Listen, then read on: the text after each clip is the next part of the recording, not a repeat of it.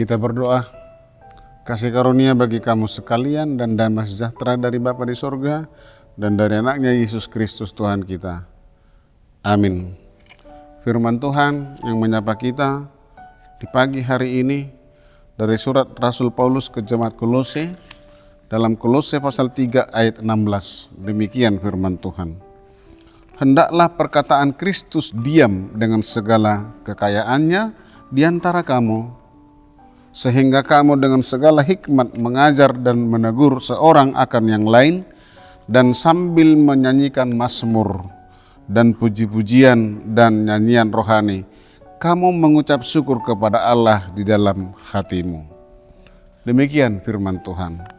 Saudara-saudara yang kekasih dalam Yesus Kristus, penekanan Paulus dalam suratnya kepada jemaat Kolose ini, dengan tegas Paulus menulis, carilah perkara yang di atas. Perkara maksudnya bukan soal persoalan, tapi hal-hal di mana Kristus ada, duduk dan di sebelah kanan Allah. Pikirkanlah perkara atau hal-hal yang di atas, bukan hal-hal yang di bumi, yang berkaitan dengan kasih dan anugerah Tuhan, tapi bukan berkaitan dengan hal-hal duniawi. Itu bisa kita baca dalam pasal 3 ayat 1 sampai 2 Kolose dalam ayat ini. Kebanyakan warga jemaat Kolose adalah orang-orang yang bukan Yahudi.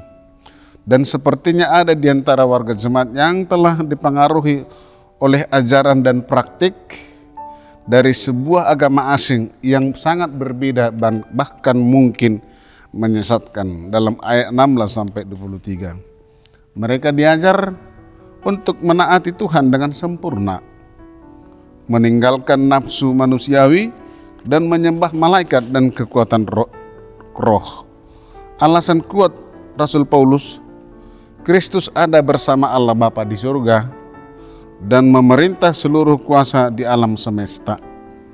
Apa yang diajarkan kepada mereka mengenai makanan dan minuman, hari raya, bulan baru, Sabat, hanya terkesan rohani saja, padahal hanya kepuasan-kepuasan kedagingan. Paulus menyatakan semua itu tak ada manfaatnya karena hanya bayangan.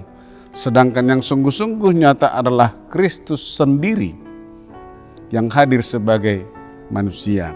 Paulus juga menegaskan bahwa sejatinya semuanya itu hanyalah untuk pemenuhan kepuasan rohani mereka. Jemaat Kolose dipanggil untuk memusatkan perhatian kepada Kristus sendiri. Alasannya sederhana. Sebab Kristuslah yang telah menyelamatkan. Dialah Raja semesta alam. Dialah Raja di atas segala raja. Pemirsa Saroha, nasihat Paulus ini juga menyapa untuk tidak hanya berfokus pada tindakan-tindakan yang hanya memuaskan dahaga rohani kita, dan ketika tidak mendapatkan hati nurani kita merasa bersalah. Artinya hal-hal dahaga rohani dan jasmani.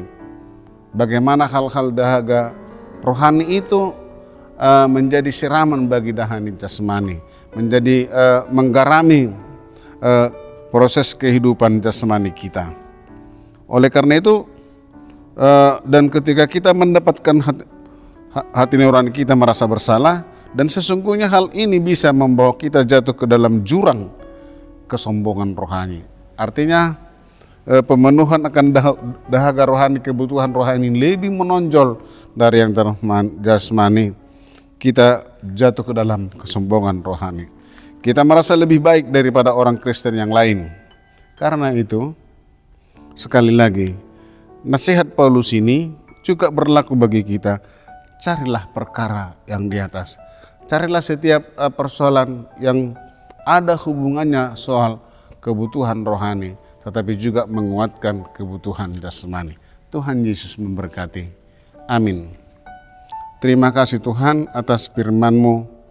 Biarlah perkataan Kristus diam di dalam hati kami dan kehidupan kami, sehingga melalui itu Tuhan kami mampu mencari setiap persoalan dan perkara yang di atas, yaitu yang berhubungan dengan hal-hal rohani, dan itu senantiasa menggarami dan mencerahkan kebutuhan jasmani kami. Terima kasih Tuhan. Ajar kami senantiasa agar menyeimbangkan antara kebutuhan rohani dan kebutuhan jasmani.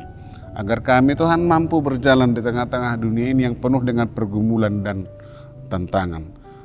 Berkati Tuhan seluruh jemaat-Mu yang boleh mendengarkan firman Saroha di pagi hari ini. Apapun tantangan yang mereka hadapi, Engkau senantiasa memenangkan setiap pergumulan mereka di dalam kuasa Roh-Mu yang kudus. Dalam Yesus Kristus, terima kasih Tuhan. Amin.